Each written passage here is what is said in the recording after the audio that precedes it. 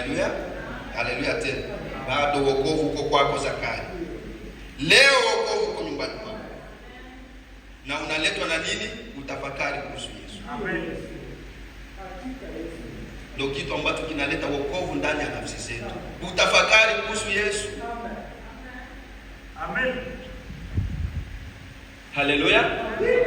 Hiyo kitu watu wa Mungu tunaendelea kusisitiza, tuwe na muda wa kutafakari kuhusu Yesu. Tusiwe na muda wa kutafakari mambo mengine au kusemana semana. Maisha ya kusemana semana haitatupea uzima wa milele, haitatusogeza karibu na Yesu. Tukiwa na hiyo maisha ya kusemana semana, hiyo maisha haitatusogeza karibu na Yesu, inafukuzaka Yesu mbali na sio Ukristo. Amen. Very good. Yesu alisema hivi, mwenzako akikukosea ufanye nini? Umwendee. Ndio Yesu alisema. Ikiwa wewe ni Mkristo halisi unataka kwenda mbinguni, mwenzako ako na makosa. Haleluya. Amen. Bakristo tuko. Amen. Ni mwendee. Mimi na yeye tukae chini, nimwambia kwamba ndugu fulani au dada fulani, ile maneno yenye ulisema ile siku nilikwaza. Haleluya. Au ile kitendo nilifanya pale haikunibariki dada, haikunibariki ndugu. Dada naye anasema nisamehe, unajua tungali wanadamu, sikujua kama nitakukwaza mtoto wa Mungu, unisamehe. Tunaomba Mungu pamoja. Tunashikana mikono, tunaomba Mungu tusamehe. Mimi nilifanya hivi, sikujua kwamba nitakwaza ndugu yangu, lakini Yesu amemkwaza na ninashukuru kwa hiyo hatua amefanya. Yesu tusamehe. Na hii mambo isirudilie tena. Inaisha hiyo. Yaani hiyo mambo hiyo siku wala tusisikie tena. Ndio Yesu alisema. Haleluya. Sasa sisi tunafanyaje? Mwenzako akikukwaza wewe unafanyaje? Mwenzako akikukosea wewe unafanyaje? Mkristo au tu sisi ni wapagani, si kweli? Sisi ni Wakristo tunafanya aje? Mwenzetu akitukosea tunafanya aje? Unaona? Kuliko kuendea yule mwenzetu ili tumrudishe, ili turudishiane sisi kwa sisi, tuwe na uhusiano kama Wakristo wanaotazamia kunyakuliwa na Yesu. Nitatoka hapa naenda kwa ndugu yangu fulani, na ule mwenzangu na kanisa ndio naenda kumweka mkimi fulani. Kabisa kabisa. Hiyo ndio Ukristo hiyo. Hiyo ni Ukristo kweli. Ndugu yangu wa kimwili ambaye si mshiriki wa kanisa anaanza kujua madhaifu ya dada yangu, anaanza kujua madhaifu ya ndugu yangu. Huo ni Ukristo. Hapana wewe. Hakukuwa Pentekoste ya hivyo. Hatuna Pentekoste ya hivyo. Pentekoste ilianzishwa na iko Biblia huko. Ndio maana ilifika mahali mpaka wakaitwa wa Kristo kwa sababu ya maisha ya Kristo. Walikuwa wakiishi Kristo vile ambavyo Kristo aliwafunza, na ndio kisi walibaki wakiishi. Ndio Pentekoste, ndio kanisa lenye linakwenda kunyakuliwa. Hilo ndio kanisa tunatazamia, ndio kanisa ambalo Yesu anapenda ya kwamba akute kanisa lenye liko namna hiyo. Kanisa ambalo linakwenda kujenga upendo. Mbona alisema tu upendo wa ndugu unatoka kwa nani? Ni kwa Yesu. Huo ndio upendano wa ndugu. Si kusema ndugu yako hakuna upendo wa namna hiyo, unamuua. Kombe kwa jina. I believe that. Amen. Hakuna Pentekoste ya hivyo. Hayuko kabisa. Hakuna Pentekoste. Hakuna Pentekoste ya hivyo. Kabisa. Hiyo maisha ilikuwa kwa ndugu zetu Petro. Hiyo maisha ilikuwa kwa dada zetu Susana. Hiyo maisha ilikuwa kwa dada zetu wa Miriam. Hiyo maisha ilikuwa kwa dada zetu Maria Magdalena. Au kwa hiyo maisha wakina Abigaili, au kwa hiyo maisha wakina Dorcas, au kwa hiyo maisha ilikuwa maisha ya kuona mwingine ni bora kuliko wewe. Unaona nafsi ya ndugu yako ni ya muhimu kuliko nafsi yako. maisha ya woga. Unaogopa hata kukosea ndugu yako, kusema jambo mbaya kwa ajili ya mtu, unaogopa. Hiyo ilikuwa maisha ya wazee. Wakristo hawakuwa na maisha ya kuzoeana. Hapana, Kristo ni heshima. Lazima unaheshimu. Tunaheshimiana sisi kwa sisi. Wakristo wanakuwa ni watu wa heshima kabisa. Haleluya. Tutazidiwa heshima na wapagani? Hapana. Mlenga atatuzidi heshima? Hapana. Hiyo ndio ilikuwa Pentekoste. Na ndio maana ulikuwa unaona Roho Mtakatifu alikuwa anawashukia kila mahali. Wakishuhudiana tu hivi kuhusu Yesu, Roho Mtakatifu anashuka. Hiyo sasa unaona Roho Mtakatifu anashuka. Watu wanajazwa na Roho Mtakatifu. Hivi tunamuona wapi? Watu kunena kwa lugha hakuna, kutafsiri lugha hakuna, miujiza hii hakuna. Kwa sababu gani? Ya tabia tunazoishi zinamfukuza Yesu. Hakuna. Tunaangalia tu kuimba nyimbo ndio wokovu. Uliambiliwa nyimbo ndio wokovu. Tunaacha wokovu, turudie kwenye wokovu. Zakayo alisema, ikiwa nimemnyang'anya mtu leo, nitamrudishia mara mbili. Ndio maisha ya wokovu, ni kutubu.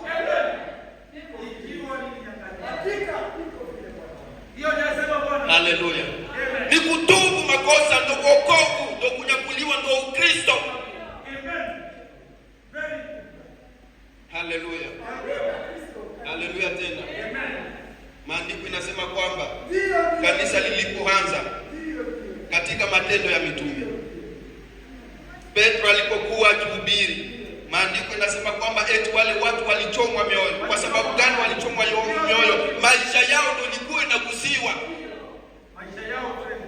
Mahubiri ya Petro iligusa maisha ya wale watu. Ile makosa yenye walikuwa wakifanya ndio makosa, ndio ilikuwa mahubiri ya Petro, mpaka wakachomwa mioyo kwa sababu walikuwa ni Wakristo. Wakasema tufanyeje Petro? Hivyo jinsi unahubiri ndio jinsi tunafanya. Tufanyeje Petro? Ndio maisha yetu hiyo. Wakristo wa leo, maisha yenu nagusa. Unaona mtu anafura, unakuwa kukudendo. Mtu anakimbia, unaona Mkristo anaanza kanisa lingine mahali pengine, kwa sababu waligusa maisha yake. Wanamwambia pana, Mkristo hapaswi kuishi hivyo. Hiyo ndio maisha ya Ukristo. Mkristo ule anakimbia, anafungulisha kanisa. Tutanyakuliwa aje? Haleluya. Eti hiyo ndio Pentekoste tuko nayo. Sio Pentekoste halisi, ni Pentekoste fake. Ni photocopy ya Pentekoste. Tunahitaji Pentekoste halisi. Maisha kiguso, tunaanguka chini hapa. Tunakuja hapa tunalia mbele za Mungu, tunasema tusamehe. Tunaanguka madhabahuni, tunaambia Yesu tusamehe. Ni kweli niliishi nikiwa mnafiki muda mrefu. Sikukuwa mkamilifu katika hili na lile. Oh Yesu nisamehe. Bwana nihurumie. Sitaki hii maisha. Yesu niguse. Yesu nisaidie. Niwe Pentekoste wa asili. Niwe Pentekoste wa asili. Jina la Bwana lipewe sifa. Hao ndio Wapentekoste watanyakuliwa. Wapentekoste wa asili. Wapentekoste wa Matendo ya Mitume. Ndio Wapentekoste watakwenda kumuona Yesu.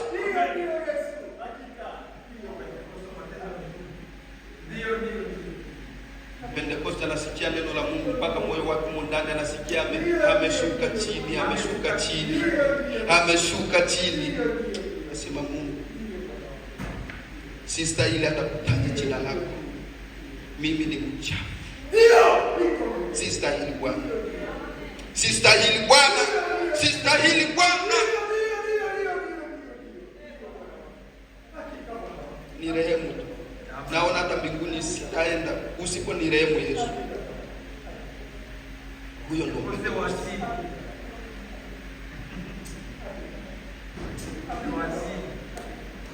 Mungu atusaidie. Wewe mwenyewe unaona vile ninashindwa kuomba tu hata dakika 5 siwezi. Na hii si maisha ya kanisa. Mkristo hapaswi kuwa hivyo. Mkristo anapaswa kuomba, lakini ninashindwa Yesu. Yesu nisaidie. Tutapata wapi hao? na wakati kanisa lote watakatifu. Leo mkaribishe Yesu ndani ya nafsi yako. Haleluya, Amen. mkaribishe Yesu ndani ya nafsi yako leo. Mungu atusaidie. Amen. Wenzetu walisema, waliambia Petro na mitume wengine, tufanye namna gani? Tumeshakosea. Hiyo yenye unahubiri Petro ndio sisi tunaishi. Ndio mambo yenye tunafanya. Sasa tufanye aje? Tunataka kwenda mbinguni. Tufanye haya Petro. Haleluya. Petro jambo tu moja aliwaambia, ya kwamba mtubu hiyo makosa. Yaani hakuna njia ya kwenda mbinguni pasipo kutubu. Haiko. Haiko ndugu zangu, haiko. Haiko ndugu zangu. Tusidanganyane. Ninaweza nikakupaka mafuta itakuwa nakuumiza, ila kwa mwili wako utasikia vizuri, lakini nafsi yako itakuwa kumbali na Mungu. Uzima wa milele ni vigumu ni vigumu kabisa. Haleluya. Eti mtubu hiyo tu. Na baada ya kutubu tutafanya aje? Mtakuja tuwabatize katika jina la Yesu.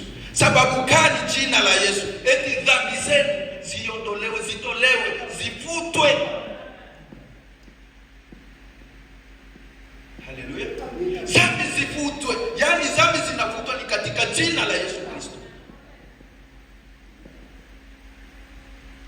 Na wakati mwingine ikiwa unaona maisha yetu wakati mwingine inakuwa ngumu kuendelea, maisha yetu ya kiroho, ni vile tulivyoanza. Amen. Tulianza namna gani? Mwanzo tulianza namna gani? Tuliamini aje huyu Yesu? Haleluya. Uliamini aje ili ujipata kwamba wewe ni Mkristo, ni wa Yesu? Ilikuwa namna gani? Je, ulianza kama wengine? Hatuna njia nyingine. Kanisa lilianza ni hapa Pentecost. Ndio kanisa la Yesu lilianzishwa. Ni kwenye Pentecost. Haleluya. Na tunaona lilianzishwa na kutubu. Baada ya kutubu wakaingia kwenye ubatizo wa maji mengi katika jina la Yesu Kristo. Hivyo Petro ananena akiwa mwenye kujaa Roho Mtakatifu. Wakabatizwa katika jina la Yesu Kristo baada ya kutubu. Ndio tunafanya sisi. Watu wengine wanaingiwa bila hata kutubu. Hawezi sikia mtu anatubu tena. Na ikiwa ni kutubu wakati mwingine anapelekwa huko nyuma huko. Kama ataenda kukaa na wazee huko wa kanisa, unaona tu mtu anakuja pale tu tunataka kumbatiza. Wanampea tu kanzu nyeupe. Kanzu nyeupe ndio inaondoa dhambi. Utubu. Kanzu nyeupe hiyo ndio dhambi. Haleluya. Kwanza hivi kanzu nyeupe vilitoka wapi? Eti mtu anataka kubatizwa mpaka abatizwe kanzu nyeupe. Biko wapi mbiblia? Hakuna andiko tunasema tubu, haijalishi uko na mavazi ya nani. Utubu na tukuingize maji mengi katika jina la Yesu Kristo. Ondoleo lako la dhambi. Si kanzu nyeupe.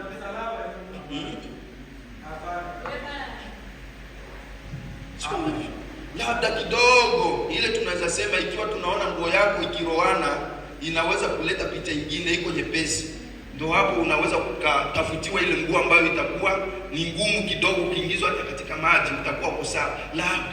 Lakini huu taratibu mpaka awe na kanzu nyeupe si maandiko, hatuioni. Mnaona vile tunamuua Yesu, ndio kisi tunamuua Yesu hivi. Yesu hakusema hivi.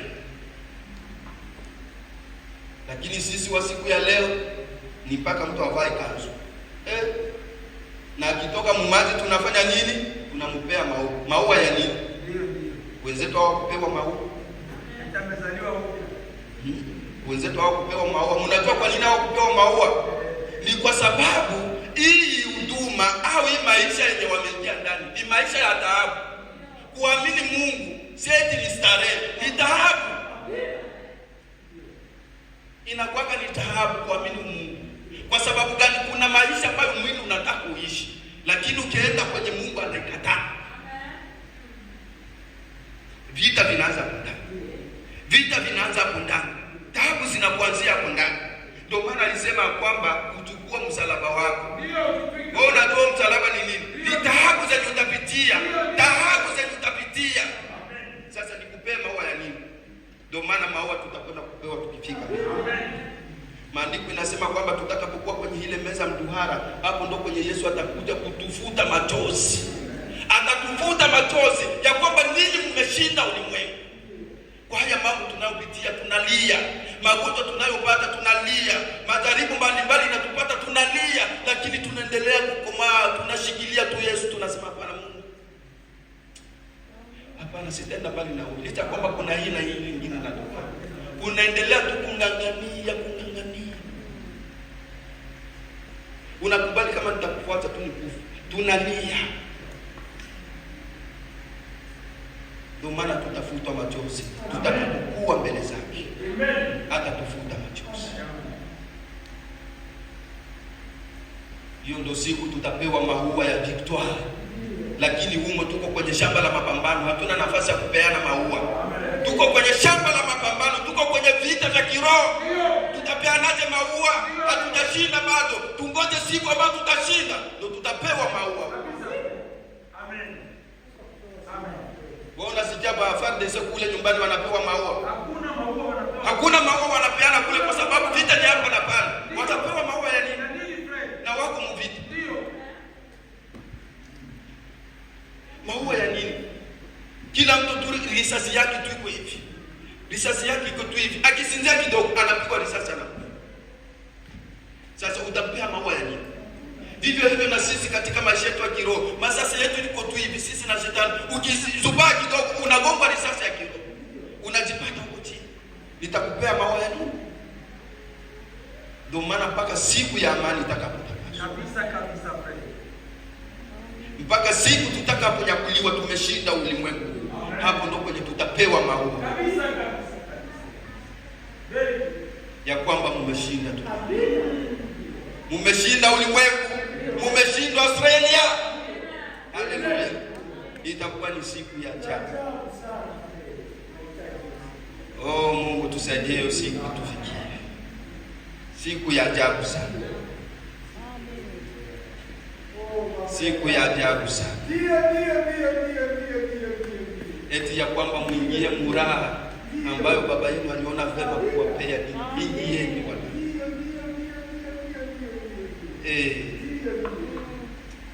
Siku ya ajabu sana.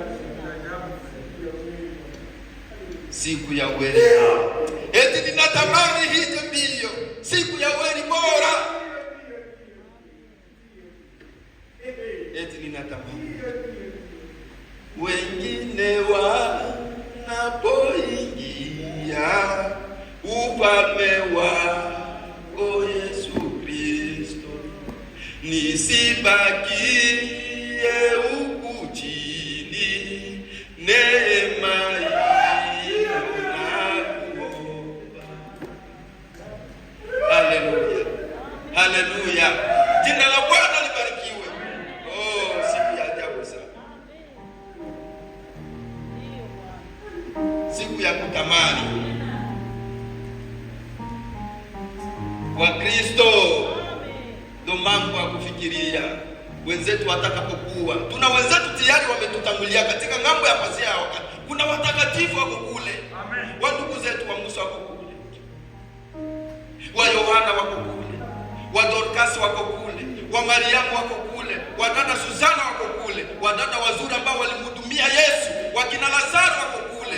Eti wakati huo utakapofika Yesu, nisibakie huku chini niweze kuona watakatifu wenzangu. Ndio maisha ya kufikiria. Ukiwa unaimba uwimbo hakika yake, utaona machozi na kudondoka, machozi na kudondoka, machozi na kudondoka. Unasema Mungu nisaidie.